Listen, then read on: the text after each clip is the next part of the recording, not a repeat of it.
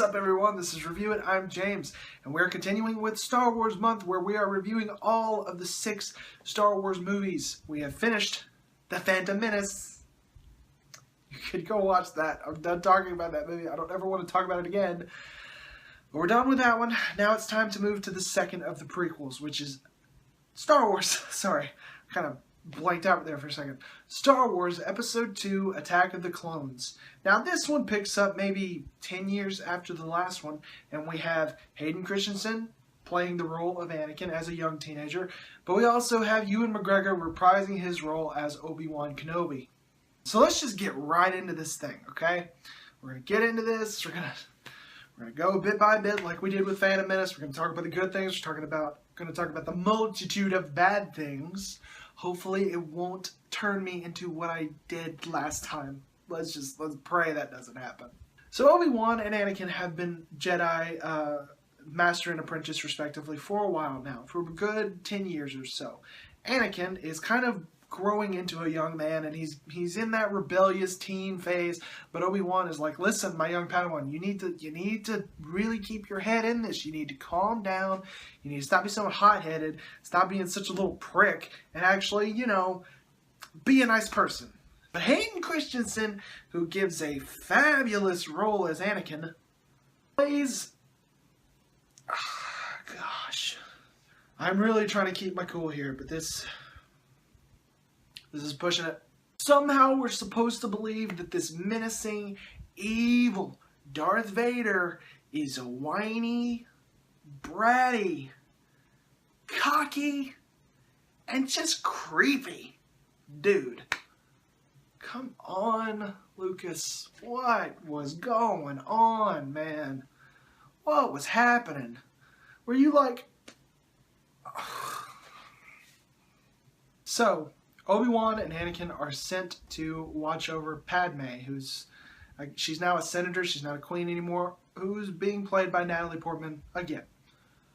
Anakin has not seen Padme in over 10 years, and he misses her deeply. He has deep feelings for her, and he's like, I haven't seen her in forever, Master Obi-Wan. I need to see her. So they end up being on her security detail, and an assassin attempts on her life, bringing the Jedi into action and having to track down the assassin. Now, what happens when they track this assassin down is the best part of this movie. Plain and simple. It's the best 3-minute section of this film. They track down this assassin, just creepy. She ends up in a bar, right? And Obi-Wan and Anakin walk in, and Obi-Wan's like, listen, go look for her. And Anakin's like, well, where are you going to go? And Obi-Wan's like, I'm going to get a drink. Couldn't have said it better myself, Obi-Wan. And after that, he goes to the bar, and he sees this little... this is the best part. He finds this little creepy guy. You want to buy some death sticks? You don't want to sell me death sticks. I don't want to sell you death sticks. You want to go home and rethink your life. I want to go home and rethink my life. Best part of the movie, right there. And it's gone. Like that. It's gone. So they track down the assassin, and just before she can reveal who hired her, she's shot in the neck with a poison dart. Obi-Wan's like, I need to figure out where this came from. And Anakin's like, Padme.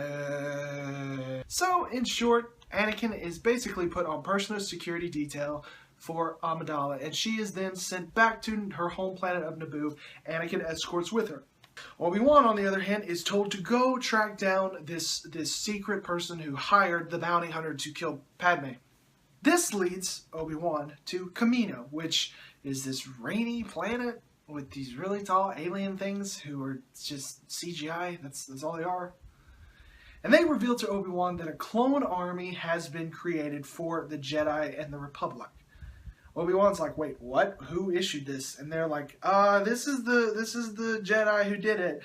And Obi-Wan's like, but that guy died like years ago. And they're like, well, do you want the clones? And he's like, yeah, sure. And they're like, we cloned all of them from this bounty hunter named Jango Fett.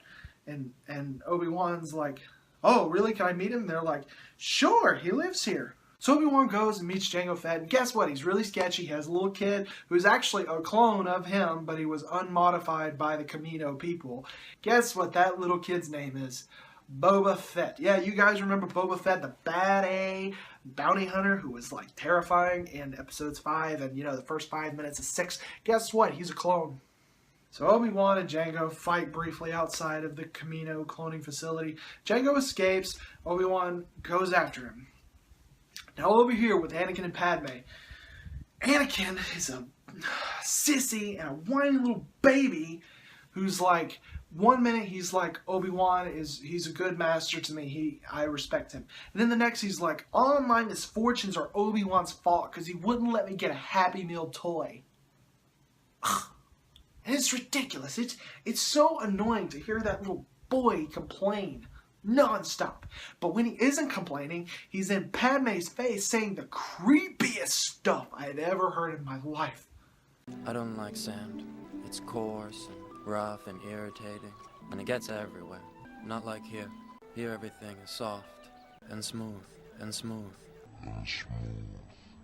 Now let me be clear, it's not like Christensen's performance is what makes Anakin terrible. It's the writing, it's the dialogue. This movie has the worst dialogue of all the Star Wars movies, honestly. It's the worst. Like, the way these characters are talking to each other is just awful. It's just awful, awful, awful, awful, awful. Cringe-worthy and just, ugh. It's obvious that Lucas wanted this movie to be more of a love story than anything else because there are so many scenes between Anakin and Padme that are just, ugh, they're just, ugh, they just don't work at all. So Anakin then senses a disturbance in the Force and realizes, oh crap, my mom, my slave mom, who I have not talked to in years, she might be in trouble. I should go back home and look for her. So he goes back to Tatooine, finds Watto. Watto's like, hey, I sold her. And then Anakin's like, to who? And he's like, to this guy. So they go out to find them, and guess what? It's Cliegg Lars, who is the father of Owen Lars, who is Luke's uncle in A New Hope.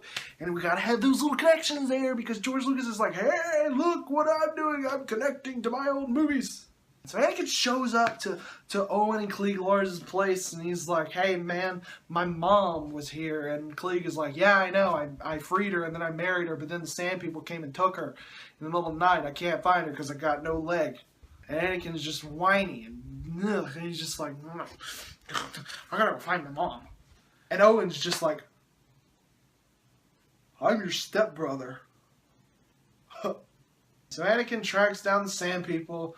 His mom's been tortured, beaten, and she dies in his arms. And then Anakin's like, my man. And he kills every sand person in the area. And then he goes back to Padme to whine some more because we didn't have enough of that. I killed them all. The men, the women, and the children. I killed them all. Like animals. It's all Obi-Wan's fault. So back to Obi-Wan. Obi-Wan's tracking Jango Fett. He goes to Genosha. He gets captured.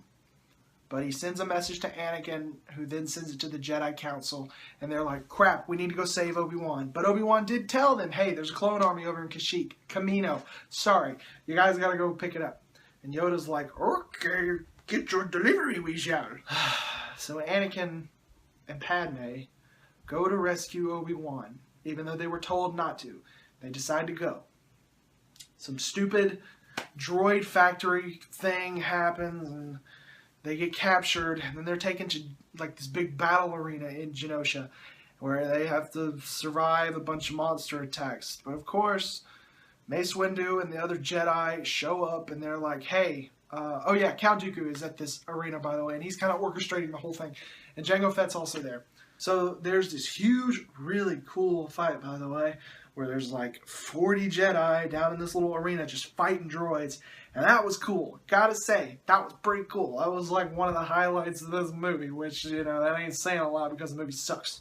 Oh, Jango Fett. Oh yeah, his kid Boba is here with him. Jango Fett tries to kill Mace Windu. And in George Lucas fashion, Jango Fett is built up to be this bad A bounty hunter who's a force to be reckoned with. Well, Mace Windu offs him really quickly. Literally, Jango Fett, this bounty hunter, this skilled bounty hunter, looks at Mace Windu, who's got a lightsaber that deflects blasters. He just goes, pew, pew, pew, pew, pew. stand still.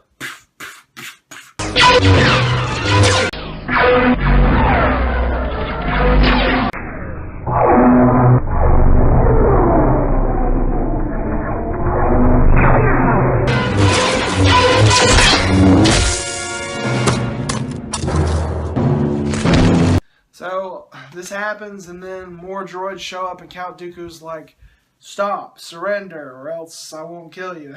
And then Yoda shows up with this just massive legion of clone troopers, and they're like, "Save your wig." They kill the droids, they save the Jedi, Count Dooku runs away. Obi-Wan and Anakin are like, "We're gonna go capture Dooku and kill him." So they go after him, they track him down, and then just Anakin and Obi-Wan are face to face with Dooku, and Obi-Wan's trying to be smart here, and he's like, "Okay, Anakin, calm your crap, and let's think about this." And Anakin's like, "I'm taking him now." And he just runs at Dooku, and Dooku's like, "Bye-bye."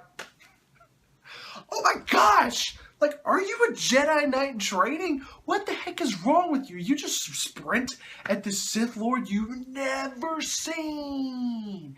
He didn't even have a reason to go charging at Dooku like that. He truly didn't. He had no reason. No reason whatsoever. So then Obi-Wan and Dooku have a one-on-one fight. Doesn't last long. Obi-Wan gets cut in the leg. He doesn't lose his leg. He just gets kind of scraped. Falls over. Anakin comes back and is like, "I'm going to fight you." And he has two lightsabers, and then they go pew, pew, pew, pew, pew. And, you know, they tried to be artsy-fartsy, putting the camera, like, right up on their faces as they're lightsaber fighting, so I guess it's supposed to look more intense, but it doesn't. It really just comes off as stupid. Long story short, Dooku cuts Anakin's arm off. Yoda shows up, and he's like, yeah. Dooku says the stupidest thing I've heard any character say. He looks at Yoda and he's like, "You know what? It seems like the Force is absolutely useless right now, so it's all about your lightsaber." So Yoda and Dooku fight with lightsabers, and it's dumb. And it looks neat, but it's dumb. It's stupid. And because there's like no intensity here. You don't care. Dooku doesn't show up till the last quarter of the movie, and he's gosh, oh my gosh. I could understand if Lucas just had like a poor focus on what characters to put, you know, the most spotlight on. Like, I could understand if Obi-Wan or Anakin were way more developed and then the others, and the others just didn't feel that developed. But that's not the case. None of these characters are developed properly. None of them feel like characters that you want to root for or be against. You just don't care about anything that's going on. Like, I'm sorry, but just having Star Wars characters on screen is not going to make your Star Wars movie good. You actually have to have substance here, and these movies don't. They're just pretty to look at. That's it. That's the only thing that any of these prequels have going for them, is they're pretty to look at. Movie ends with Anakin and Padme getting married. Palpatine, the secret emperor, has complete control over the Senate, which I'm gonna talk about that in a second. Palpatine is in control over the Senate, and he's got the clone army at his disposal. Now let's get to my favorite segment of all of this, which is, how did George Lucas bastardize his own series this time? What's that little rascal up to? So you're telling me that Boba Fett is nothing more than just an unmodified clone of the boring Jango Fett? Owen Lars is Anakin's stepbrother. I'll get more in-depth with this in the next review, believe me. As I said before, with the battle between Dooku and Yoda, it starts out with the Force, and then Dooku says that the Force is useless here. So you literally just made it seem like the Force is not as powerful as a lightsaber? Come on, come on. At least Lucas did one thing that was like the original trilogy. He built up a character that could have been really cool, only to have them go out like a total wuss.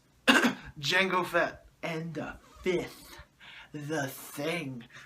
This, oh boy, this is the thing right here. This is the crap that just makes it go, nope. This is the thing that just... After Padme leaves, the Coruscant. She goes to Jar Jar Binks, who is now a senator. Jar Jar Binks is a senator. And she tells Binks, you can make decisions.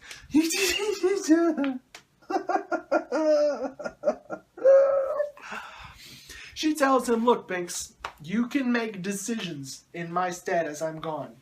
Okay? I trust you to I trust you to do the right thing. And Binks is like, Misa can make the right choice. Yes, just take a guess. Who makes the final decision to give Palpatine, the secret emperor, all the power he needs to rule over the Senate? Just take a guess what one character changes everything. Jar Jar Binks. I swear, this was Lucas's way of saying, screw off people who don't like Binks. He is now super important. Because he gives Palpatine the power he needs to rule over the clone army, to do everything, to literally just pull strings one after another. Binks is one of the main causes of the Galactic War from episodes 4, 5, and 6. How's that feel? Definitely ain't good. So is episode 2 as bad as episode 1? No, it's not. They don't mention midi-chlorians at any point. From my knowledge, I had to watch all of these movies 2 or 3 times so I could analyze them carefully. Don't recall hearing about any midi-chlorians. Nothing of the sort. Ewan McGregor's performance is really good because he actually gets more than 5 lines of dialogue. His performance in this, along with how it is in Episode 3, Revenge of the Sith, proves that he is the single best part of this prequel trilogy. The action scenes are cool, even though you really don't care what's happening, much like the first one. You don't care about the characters who are involved in it. So it's not as bad as Phantom Menace. But in no way is this a good movie. And simply because of the fact that it's better than Phantom Menace. And when I say better, I mean it's watchable. Phantom Menace, I can't put myself through that movie again. I have watched it too many times in the past couple weeks that I just can't do it again. And I won't. So simply because of the fact that it is better than Phantom Menace, I'm going to say it's bottom of the barrel. I mean, it's a rough movie, and it has a lot of the same problems that first one did, except it's watchable.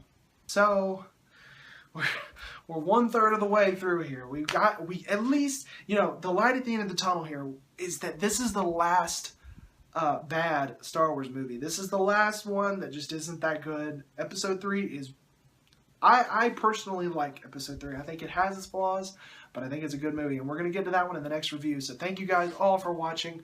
I hope you guys are enjoying the series so far. Please comment down below, subscribe, do whatever you got to do to help me out. Share the video with your friends. Tell them about all the cool Star Wars stuff that's going on over here, and all the cool movie reviews that are coming in the next few months. So make sure to stay tuned here at ReviewIt. Thank you guys for watching. I'm James, and I'll see you on the next one.